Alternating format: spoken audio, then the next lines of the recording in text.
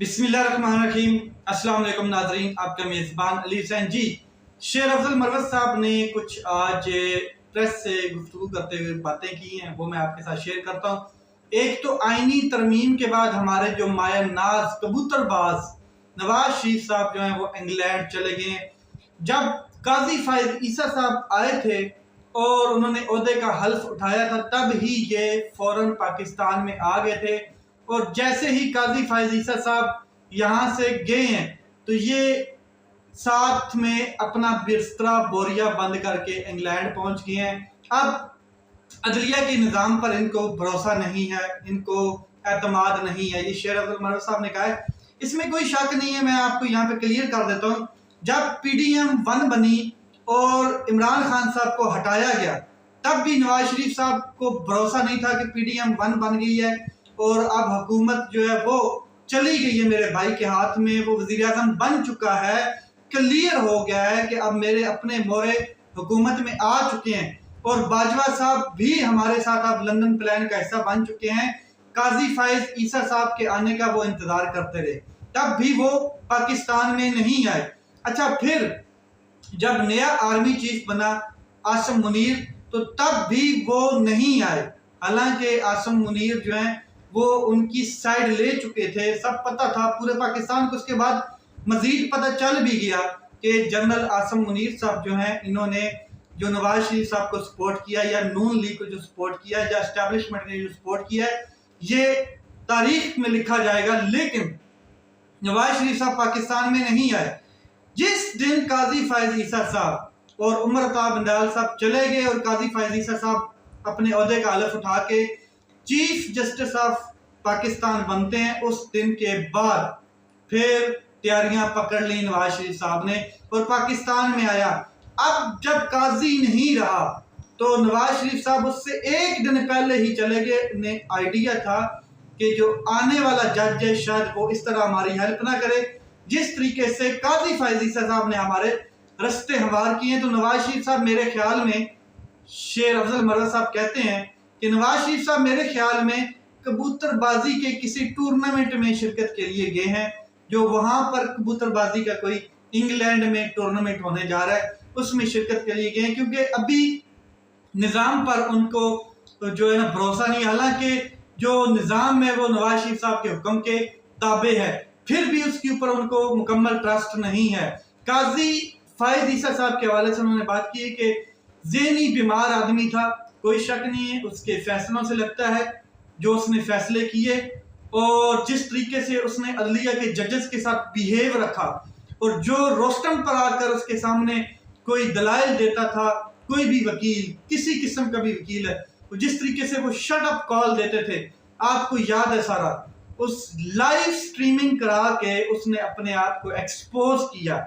बाकी उन्होंने तो अभी तक एक्सपोज लाइव स्ट्रीमिंग के साथ नहीं किया, लेकिन काजी फायज ईसा साहब ने अपनी हरकतें, अपना रवैया, अपनी इखलाकियात, अपने फैसले, अपना नेचर, अपना कंडक्ट, अपनी जो नीयत थी, इंटेंशन, वो सारी लाइव दिखाई कौम को कि ये हूं मैं। इसलिए एक 21 साल का बच्चा उसको 3 बार लानत देकर खामोश करवाता है। यानी कि कौम की जानिब से उस बच्चे ने, जो पूरी कौम उसको लानत देना चाहती थी, हम सब देना चाहते थे उसकी करतूतों के ऊपर, उसके अमाल के ऊपर, कि जिस तरीके से जुल्म सितम पाकिस्तान में हुआ उसके दौर में, और जिस तरीके से लोगों को प्रेशराइज किया गया, चादर चार दीवारी का तकद्दस पामाल किया गया, औरतों की इज्जतें उछाली गई, घरों के अंदर घुसे, बच्चों को डराया गया, बूढ़ों को थप्पड़ मारे गए, ये सारी चीजें हमने देखी। लेकिन पूरी कौम उसको ये खराज तहसीन देना चाहती थी लानत की शक्ल में, लेकिन उस 21 साल के बच्चे ने क्रस्टी डोनट के ऊपर जाके उसको खराज तहसीन पेश किया। तो सलाम है उस शख्स को, उसकी माँ को, जिसने ऐसा जुनून वाला और गैरतमंद शख्स पैदा किया और उसने पूरी कौम की नुमाइंदगी की। बड़ी सिंपल सी बात है। तो काजी फायज ईसा साहब वाकई ज़हनी बीमार आदमी थे और वैसे तो ट्रॉलिंग का मुखालिफ हूँ, ये शेर अफजल मरवत साहब कहते हैं, लेकिन इसकी जितनी ट्रॉलिंग हो हर दिल को सुकून मिलता है। ये काजी फायज ईसा साहब के हवाले से शेर अफजल मरवत साहब ने बात की है। Supreme court of Pakistan justice Yahya Afridi साहब फुल कोर्ट आज मीटिंग बैठी है और फुल कोर्ट में सुप्रीम कोर्ट ऑफ पाकिस्तान ने क्या डिसीजन लिए हैं। एक तो जो मुकदमात पेंडिंग पड़े हैं उनकी स्पीड के हवाले से जस्टिस काजी फायज ईसा साहब ने हिदायत जारी की हैं कि तमाम जो मुकदमात हैं उनकी स्पीड थोड़ी तेज की जाए।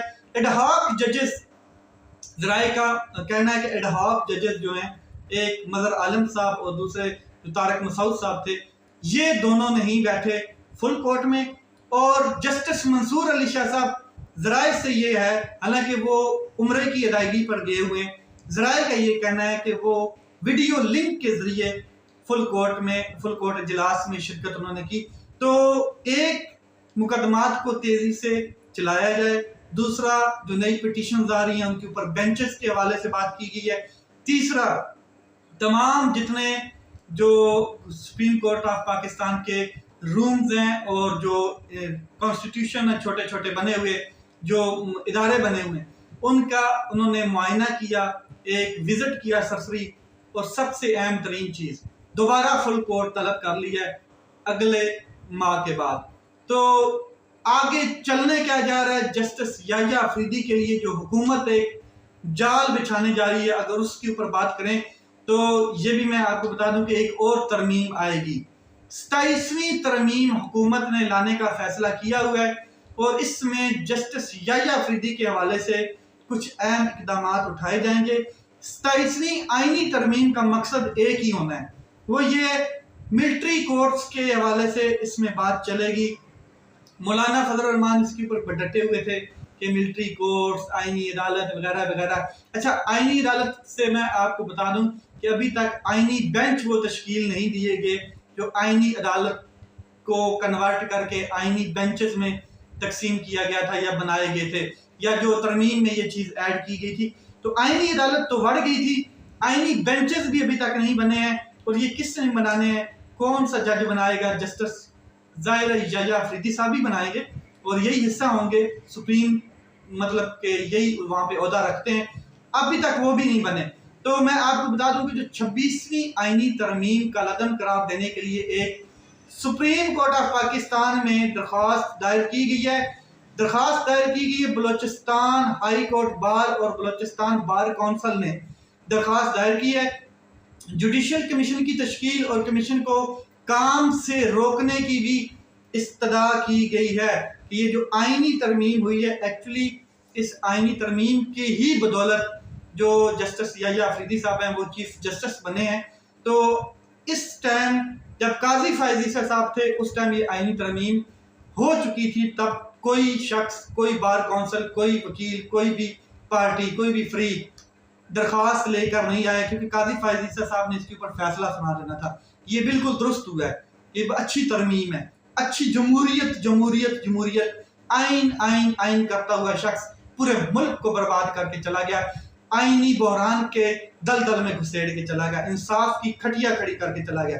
तो आगे बात करते हैं सुप्रीम कोर्ट ऑफ पाकिस्तान का फुल कोर्ट आज इजलास हुआ है, उसमें अच्छी खासी जजेस ने कंट्रीब्यूशन किया है। अब चलते हैं 27वीं आईनी तरमीम जो है उसके हवाले से हुकूमत ने अदलिया के ऊपर मजीद एक नया जाल बिछाने की कोशिश करनी है। इसमें मिलिट्री कोर्ट्स के हवाले से भी बातें होंगी और भी काफ़ी ऐसे फैसले किए जाएंगे। ये नहीं कि मैं आपको बता दूं कि जो प्रैक्टिस एंड प्रोसीजर एक्ट था, फिर उसके बाद एक ऑर्डिनेंस आया, फिर ये जो जस्टिस याहिया अफरीदी साहब हैं चीफ जस्टिस बनने के बाद इन्होंने जो पहली प्रैक्टिस एंड प्रोसीजर कमेटी थी उसको बहाल कर दिया गया। तो अब ये मामला जो है ये हुकूमत के हाथ से निकल चुका है, क्योंकि जस्टिस याहिया अफरीदी साहब एक सिंगल राय रखते हैं, लेकिन जस्टिस मंसूर अली शाह साहब गुस्सा भी रखते हैं, राय भी रखते हैं, और जस्टिस मुनीब अख्तर साहब गुस्सा भी रखते हैं, राय भी रखते हैं। दो जजेस दो तिहाई अक्सरियत से बेंचेस बनेंगे तो ये इनके लिए थोड़ा मुश्किल हो जाएगा। अभी लगता है कि ये कुछ और करेंगे, प्लानिंग करेंगे कि किसी तरीके से जस्टिस याहिया अफरीदी अगर हमारे साथ अटैच हो जाते हैं तो सारे इख्तियारात उनकी झोली में डाल दिए जाएं। ये पछतावा भी था काजी फायज ईसा साहब को, बाद में हुआ कि ये जो मैंने कमेटी बहाल करवा दी और इस बिल को एक्सेप्ट कर लिया और फुल कोर्ट ने फैसला दे दिया, ये उनके गले भी पड़ा और उनकी बात नहीं मानी गई। फवाद चौधरी साहब के हवाले से इमरान खान साहब ने क्या कहा है, और फवाद चौधरी साहब आज पाकिस्तान तहरीक इंसाफ के खिलाफ बात कर रहे हैं, उनकी क़यादत के खिलाफ बातें कर रहे हैं, जो बाहर क़यादत मौजूद है क्या कर रहे हैं, इसके ऊपर बात करते हैं। एक तो सलमान अकरम राजा और फैसल चौधरी जो फवाद चौधरी के भाई हैं, फैसल चौधरी लीगल टीम का हिस्सा भी रहे हैं इमरान खान साहब की, इनके अंदर थोड़ी सी सुलह करवाई है इमरान खान साहब ने, और साथ में लीगल टीम का दोबारा से हिस्सा बना दिया गया है फैसल चौधरी को। इमरान खान साहब ने फैसल चौधरी जो एडवोकेट हैं उनके जरिए फवाद चौधरी को पैगाम भी भेजा कि पार्टी क़यादत और पार्टी से मुतल्लिक बयानबाजी थोड़ी सी हल्की रखें, बंद रखें। अभी आपका फैसला तो नहीं हुआ ना, ये जो फवाद चौधरी हैं, अली जैदी साहब हैं और बाकी जितने लोग, तो इनके बारे में भी इमरान खान साहब ने कोई डिसीजन नहीं लिया है कि पार्टी का हिस्सा है नहीं है, किधर गए, प्रेस कॉन्फ्रेंसेस की, इनका तो फैसला होगा। लेकिन फवाद चौधरी के हवाले से फैसल चौधरी को कहा गया इमरान खान साहब ने कि आप उनको कहें कि थोड़ा सा हाथ हल्का रखें और पार्टी के बारे में इस तरह की बातें ना कहें। तो फवाद चौधरी साहब जो हैं वो बात क्या करते हैं, उन्होंने कहा कि हमारा लीडर इमरान खान है, हमें शट अप कह दें इमरान खान साहब तो हम चुप हो जाएंगे। बच्चों जैसे खिलंडरे लोगों के हाथ में पार्टी है। अलीमा खान और बुशरा बीबी सियासत में आगे आए, पार्टी को लीड करें, क़यादत करें, इमरान खान को बाहर निकालने की वो अच्छी सी हिकमत अमली तैयार करें।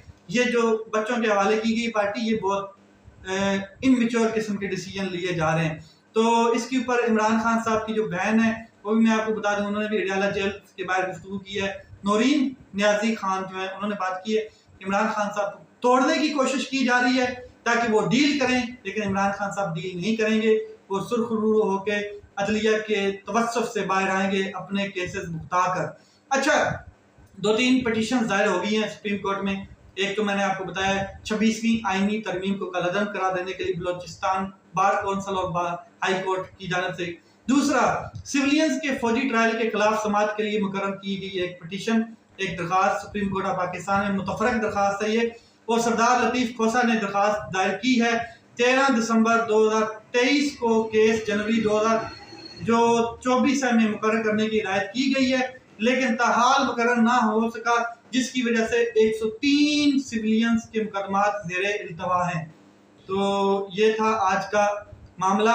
लेकिन मैं आपको बता दूं आखिर में एक छोटी सी खबर कि मरियम नवाज साहिबा ने हाथ जोड़ के इल्तिजा की है किसान भाइयों से कि आप हमारे ऊपर एतमाद रखें, हम आपको सही लेवल फिट करेंगे जैसे पिछले साल किया है। मतलब कि हम आपके लिए जो किसान कार्ड है उसका इजरा कर दिया आज उन्होंने, उसी हवाले से उन्होंने बात की है। सस्ती रोटी, सस्ता आटा और आपको प्रॉफिट भी मिलेगा, आप हमारे पे एतमाद करें, मरियम आपको डूबने नहीं देगी, नवाज शरीफ की क़यादत में मरियम फटे चक देगी। लेट्स सी किस तरफ जाती हैं चीज़ें। अपना ख्याल रखें, अपने भाई के इस चैनल का ख्याल रखें। पाकिस्तान जिंदाबाद।